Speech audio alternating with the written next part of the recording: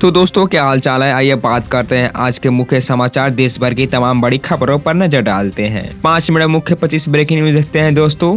भारत माता की। केंद्रीय मंत्री अश्विनी वैष्णव ने कहा कि 2027 में देश भर में जनगणना होगी। यह जनगणना 2027 में 2 चरणों में आयोजित की जाएगी, जिसके तहत अप्रैल और सितंबर 2026 के बीच घरों की सूची तैयार की जाएगी और फरवरी 2027 में जनगणना की जाएगी। बिहार में राशन व्यवस्था को दुरुस्त करने के लिए सरकार ने अब तक की सबसे बड़ी वेरिफिकेशन ड्राइव शुरू कर दी है। पहले चरण में ही 54 लाख से ज्यादा नाम राशन कार्ड से हटा दिए जाने की प्रक्रिया में है। आधार लिंकिंग और विभिन्न विभागों के डेटा मैच होने पर बड़े पैमाने पर गड़बड़ियां सामने आई है, जिसके बाद गलत या अयोग्य अभ्यर्थी को पहचान तेजी से की जा रही है।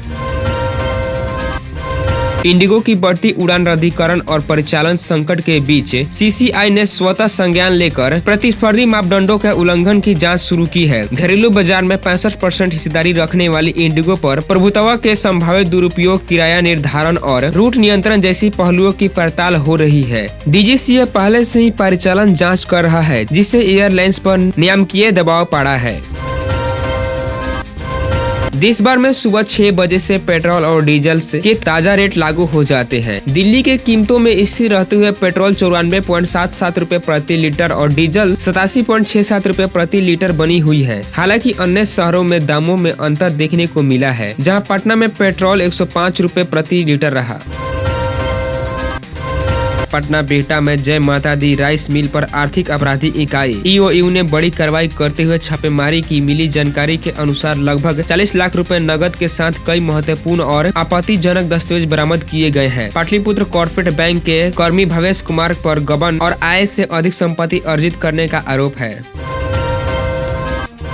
बिहार मौसम सेवा केंद्र रिपोर्ट के अनुसार पश्चिम चंपारण, पूर्वी चंपारण, शिवहर, सीतामढ़ी, गोपालगंज, सारण, सिवान, मधुबनी, दरभंगा, बक्सर, भोजपुर, मुजफ्फरपुर, सुपौल, अररिया, किशनगंज, पूर्णिया, समस्तीपुर, वैशाली, पटना, गया, नालंदा जिलों में कोहरे की स्थिति अधिक गंभीर रह सकती है। इन जिलों के कई इलाकों में रात और सुबह के समय मध्यम से अधिक घना कोहरा छाने की अनुमान है। गोपालगंज से एक चौंकाने वाली खबर सामने आई है, जहां छठी की एक मासूम छात्रा को शिक्षक ने इतनी कड़ी सजा दे दी कि उसकी हालत गंभीर हो गई। उठक बैठक करवाते करवाते छात्रा बेहोश होकर गिर पड़ी और उसके मुंह से झाग निकलने लगा। इस घटना के बाद छात्रा के परिजनों गुस्से में है और विद्यालय प्रशासन पर गंभीर आरोप लगाया है।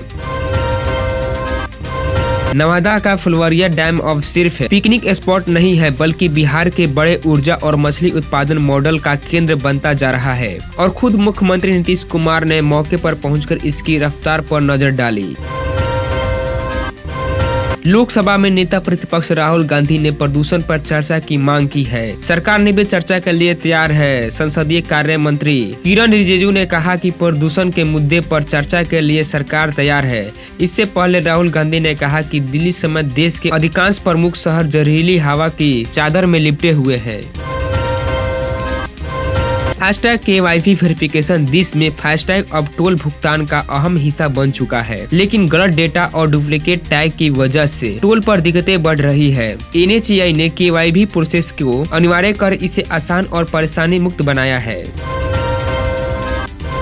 महंगे इलाज और बढ़ती अस्पताल की लागत के बीच आयुष्मान भारत PMJAY गरीब और कमजोर परिवारों के लिए भरोसे का सबसे बड़ा कवच बन गई है। अब 70+ बुजुर्गों की अतिरिक्त 5 लाख रुपए की टॉप अप मिलता है, जिससे पूरे परिवार का इलाज कैशलेस और आसान हो गया है। ऑस्ट्रेलिया में नई डिजिटल सुरक्षा नीति को देश के सर्वोच्च अदालत में चुनौती दी गई है। कानून के तहत 16 से कम उम्र के बच्चों को किसी भी प्रमुख सोशल मीडिया मंच पर अकाउंट बनाने की अनुमति नहीं दी जाएगी।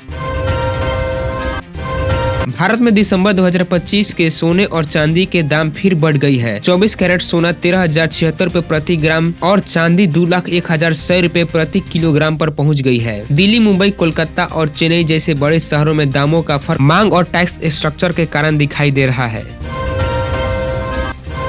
भारत और अमेरिका के बीच व्यापार समझौते पर सकारात्मक बातचीत जारी है। वाणिज्य मंत्री पीयूष गोयल ने कहा कि अमेरिका भारत की पेशकश के सहज है, इसलिए उसे एफटीए पर तुरंत हस्ताक्षर कर देना चाहिए। हालांकि भारत समझौते की जल्दबाजी में नहीं है और अपने हितों की पूरा सुरक्षा सुनिश्चित करना चाहता है। दोनों देशों के नेताओं के बीच हुई हालिया बातचीत से इस समझौते को अंतिम रूप देने की उम्मीद बढ़ी है।